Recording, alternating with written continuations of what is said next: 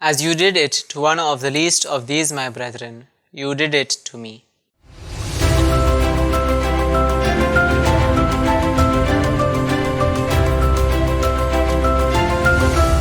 Dear brothers and sisters, in today's first reading, we hear of God's commands to the people of Israel, that they should be holy, just as He, their Lord, was holy.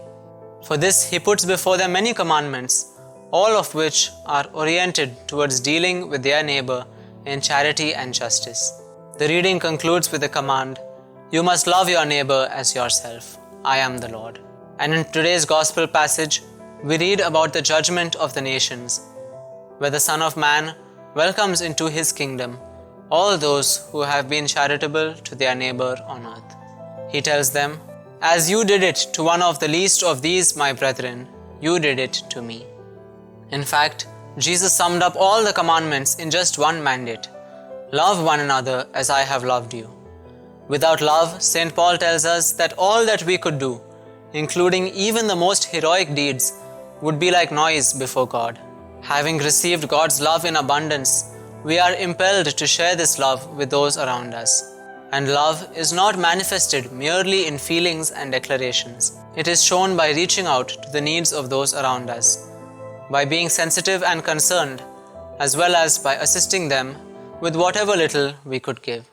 We read in the letter of St. James, chapter 2, verse 15 onwards, "If a brother or sister lacks food and clothes, and one of you says to them, 'Go in peace, be warmed and filled,' without giving them the things needed for the body, what does it profit?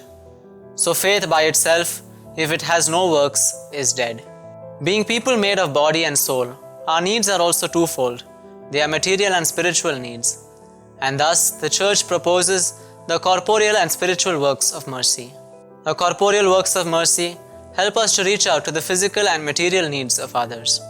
For instance, giving food to the hungry, sheltering the homeless, etc. The spiritual works of mercy help us to reach out to the suffering spirit of those in need, by counseling the doubtful, instructing the ignorant, praying for others, and so on. Almsgiving is one of the pillars of Lent, and it is inseparable from our fasting and prayer.